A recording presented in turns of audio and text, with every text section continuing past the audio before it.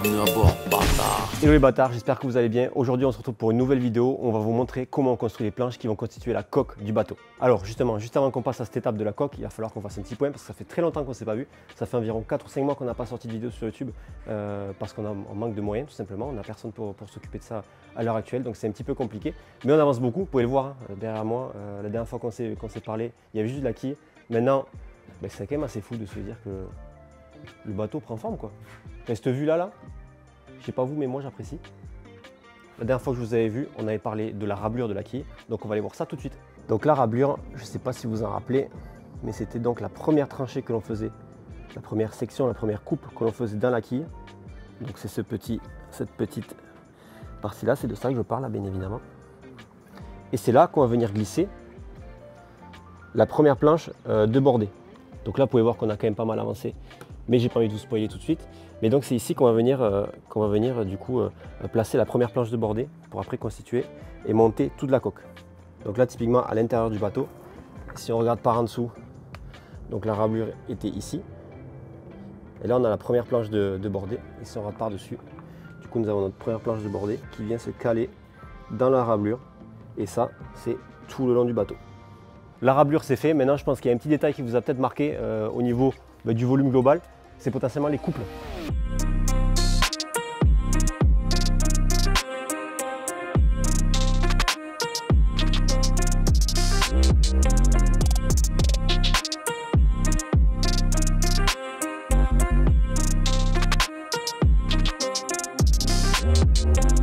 Donc les couples, vous savez, c'est ce qu'on vient poser sur la quille et c'est ça qui va soutenir les planches de bordée qui vont constituer la coque. On a une idée et une conception assez spéciale puisque là en fait ce que vous voyez ce ne sont pas les couples définitifs du bateau, ce sont des couples provisoires que l'on a usinés récemment. Ça allait très très vite, hein. C'est pour ça que c'était un peu compliqué pour nous de pouvoir vous partager un peu de contenu et tout ce qu'on faisait parce qu'entre le moment où on a terminé enfin la quille et le moment où on a usiné, monté les faux couples et commencé les planches de bordée pour la coque, en fait ça va super vite parce qu'on usine tout ça avec une énorme CNC et donc on débite beaucoup, on a besoin de beaucoup de bras et on n'a pas le temps en plus de pouvoir gérer les à côté et de tourner quelques vidéos. Donc l'idée comme je vous disais c'est d'avoir des faux couples, de monter toute la coque sur ces faux couples. Une fois que c'est fait, on enlève ces couples provisoires, et bien, on va pouvoir travailler justement sur les vrais couples qui viendront se poser définitivement sur le bateau. Alors la particularité des couples, c'est qu'on a en gros quasiment le même modèle qu'on a sur le Bâtard Fier, donc le deuxième bateau qu'on a construit. Et vous voyez un peu ces renforts qu'on a mis au milieu et là sur les côtés parce que les couples sont évidemment 3 fois plus gros que sur le Fier. Mais ça nous laisse ces espèces d'espace, ces potentielles trappes qu'on utilisera dans le futur pour les cales du bateau. Ça, on n'a pas encore une décision arrêtée là-dessus, donc on verra à quoi ça peut nous servir. Peut-être compartimenter les cales pour le matériel, pour potentiellement les batteries et tout ça, quoi. Cette vue, elle est quand même trop stylée de pouvoir voir toute la structure du bateau de bout en bout. Ça, j'adore.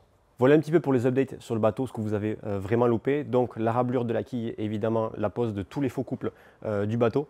C'est vraiment trop stylé. Vraiment, c'est trop cool d'enfin voir tout le volume que va prendre notre bateau, la dimension qu'il va faire, de pouvoir marcher dessus. Enfin, je ne sais pas si vous vous rendez compte, mais on peut enfin se balader sur notre futur bateau. Donc ça, c'est vraiment trop cool. Il ne faudrait pas que j'aille chercher ma planche de skate.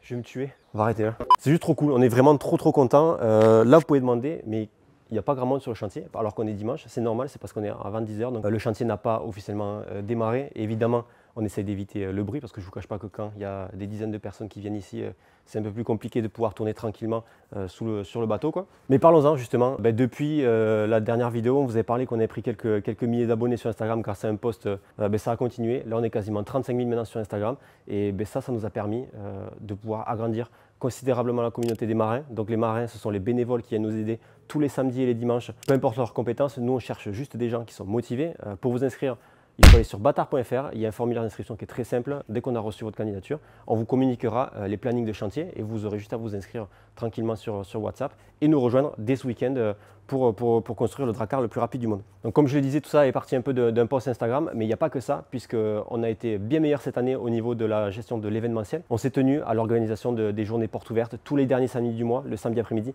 On a organisé les portes ouvertes, hier il y en avait une, il y a de plus en plus de monde et ça c'est vraiment trop cool. Ces gens-là, il y a toujours une petite partie qui est curieuse et qui après vient sur le chantier pour essayer ou qui va communiquer ça à des proches et du coup ils viendront à la prochaine porte ouverte. Donc c'est vraiment trop cool. Les journées Garonne, ça a plu à beaucoup de gens. La deuxième qu'on a faite, elle était full 2 semaines avant qu'on aille sur la Garonne parce qu'il y avait eu un post sur Deal Labs. Ça fait 2 fois qu'ils le font. Mais c'est trop cool de voir l'engouement autour de notre bateau et de pouvoir pour faire profiter un peu les Toulousains. Parce qu'on vous le rappelle, nous, notre objectif, c'est de faire un chantier participatif, qu'il y ait le plus de gens possible qui puissent venir nous aider, nous prêter main forte et découvrir comment on construit un bateau de ce style-là. Et que ça devienne voilà, un endroit vraiment cool à Toulouse. Quand vous ne savez pas quoi faire le week-end, on va aller voir les bâtards, on va voir où ils en sont, jusqu'à ce qu'on se mette ce gros bateau à l'eau. J'en profite donc si vous regardez cette vidéo pour vous demander de vous abonner bien évidemment à la chaîne. Ça nous aide énormément. On a besoin de vous. La visibilité sur les réseaux, c'est ça qui nous permet de pouvoir aller décrocher des sponsors derrière. Le bond qu'on a fait sur Instagram, c'est ça qui nous a permis notamment de pouvoir aller démarcher une paire d'entreprises et qui nous a aidé par la suite. Donc c'est vraiment trop bien. Et puis voilà, si tu t'abonnes maintenant, tu es encore dans les 3000. Ça veut dire que quand on sera vraiment très connu, tu pourras dire moi j'étais dans les premiers à m'être abonné. Et ça, c'est quand même la classe. Bon, je pense qu'il est temps qu'on passe vraiment au plat de résistance de la vidéo. On va vous montrer comment on construit les planches de bordée pour réaliser la coque de notre bateau. Allez, dépêche-toi. Me voilà donc avec Marie. Coucou Marie. Marie, chef de chantier, oh my god, qui va nous expliquer du coup, parce que moi je n'ai pas les compétences bien évidemment, comment on fabrique les planches de bordée. Donc c'est les planches que vous voyez tout le long là-bas, que je vous ai montré tout à l'heure, qui constituent la coque du bateau. Comment on passe d'une planche à ça? Je veux que tu m'expliques tout. Tu veux tout savoir? Oui, tout. Donc la première étape, on extrait la planche de bordée de notre modèle 3D et on l'usine avec une CNC, ce qui nous donne la planche aux bonnes dimensions et exactement comme sur la 3D pour mettre ici. Ensuite, cette planche, on va venir la scarfer, c'est-à-dire qu'on va venir faire un joint de scarfage qui relie les deux planches ensemble.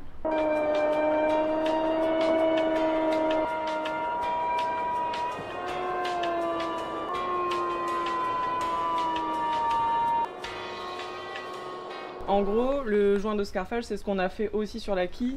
C'est ce trait de biais qu'on vient faire dans la première planche qui va venir se mettre en opposition avec la planche suivante. Et du coup, on pourra coller et avoir un contact parfait entre les deux planches qui vont du coup devenir une seule après le collage.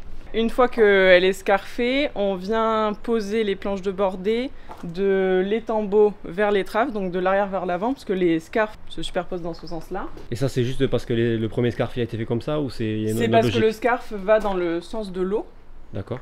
Donc comme le bateau va avancer dans ce sens-là, l'eau elle va couler comme ça. Et comme ça, elle n'a pas de possibilité de rentrer dans le scarf, tu vois ce que je veux dire? En gros, elle va pas venir dans le sens pour s'infiltrer. Elle viendra toujours comme sur les toits, les tuiles, bon, ça vient se recouvrir dans le bon sens. J'ai compris. T'as compris? Comment on part de ce qu'il y a là-bas et comment on se retrouve à la poser là? C'est quoi les étapes? On pose la première qui est celle qui a une petite pointe pour venir épouser les tambours. Donc sur les tambours, on a un repère qui nous donne l'endroit de départ qui est ici. On la pose et on la fait matcher avec l'écran des couples. Donc nos premiers couples ils sont pas exactement bons, c'est ce qu'on a pu remarquer avec l'avancée des planches de bordée. Donc on se base sur le troisième couple, on se met bien et on fixe celle-là avec des serre-joints. En fait les faux couples ils nous permettent de faire un guide pour avoir la bonne forme de la coque. Et une fois qu'on va, la coque elle sera solidaire, une fois qu'on va les enlever elle va pas bouger, parce qu'on va les enlever petit à petit. Par contre, les couples définitifs, ils auront la parfaite forme qui va venir épouser la coque. Du coup, le moment où je dis que c'est comme c'est un truc en bois et tout, ça vit un peu, ça bouge un peu, c'est une énorme connerie ou pas? Ça bouge pas trop, non. Ok, top. C'est pas trop censé bouger. Top. Bon, du coup, elle est posée, on se sert des serre-joints. Pour la fixer, on pose la seconde à la suite. Une fois qu'on en a deux de posées, on peut visser la première. Donc quand on est trop proche de la quille, on met des vis à bois classiques. Et une fois qu'on commence à arriver un peu plus loin, évidemment il n'y en a pas, on va mettre des boulons pour pouvoir... Les boulons en fait ils fixent une planche avec celle d'en dessous. Comme on est trop haut pour toucher la quille, on ne peut plus la visser, donc on les fixe les unes aux autres. On avance comme ça, on met les planches, on boulonne et on en laisse toujours une de libre. Et à quoi ils servent les... pourquoi des giga serre-joints? C'est ces serre-joints qu'on a fabriqués nous-mêmes. Ils permettent de vraiment bien plaquer les deux planches ensemble, donc celle d'en dessous et celle qu'on est en train de poser. Parce qu'avec un serre-joint classique, on n'aurait pas eu assez de hauteur pour venir les attraper. Et pas assez de force sûrement non plus pour les tenir ensemble. Donc là, même les serre-joints, ils sont custom quoi? Ouais. Tout est fait maison. Je sais pas qui c'est qui a fait cette soudure, mais c'est abominable. On déconne bien sûr. Là, je me posais une question. C'est que là, les planches, c'est posé ou comment ça Là, se passe? c'est posé dans un premier temps, ça n'a pas été collé. Donc en fait, toutes les 5 planches de bordée, donc là on va arriver à la 4e. À la 5e, on fera un point d'arrêt. On va regarder s'il y a des endroits où on veut modifier les planches. Et on va tout démonter pour ensuite tout remonter en collant les scarfs, en collant les planches entre elles.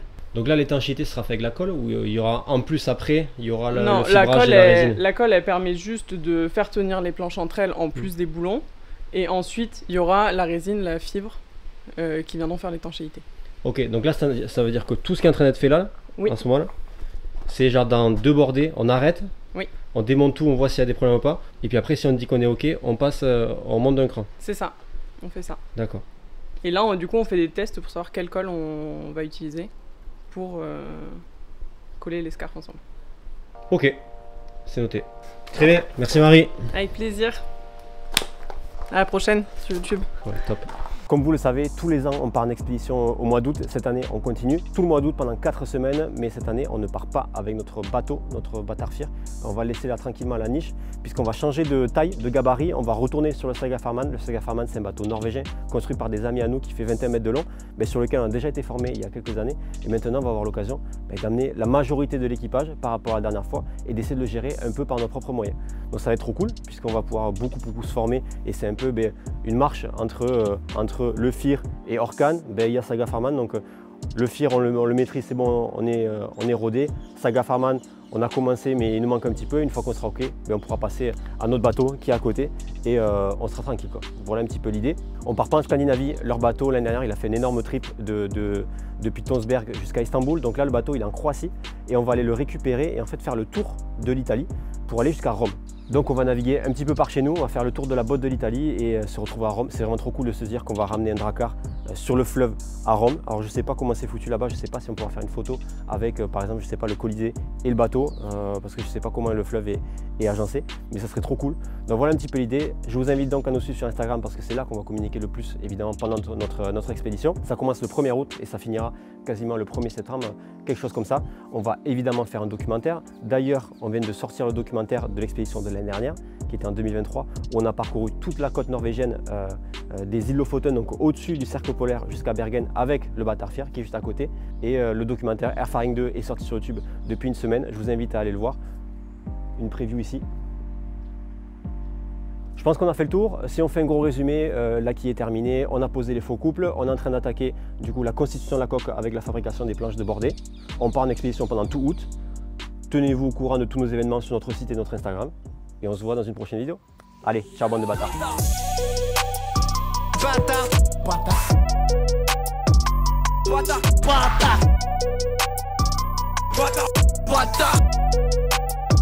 Bâtard.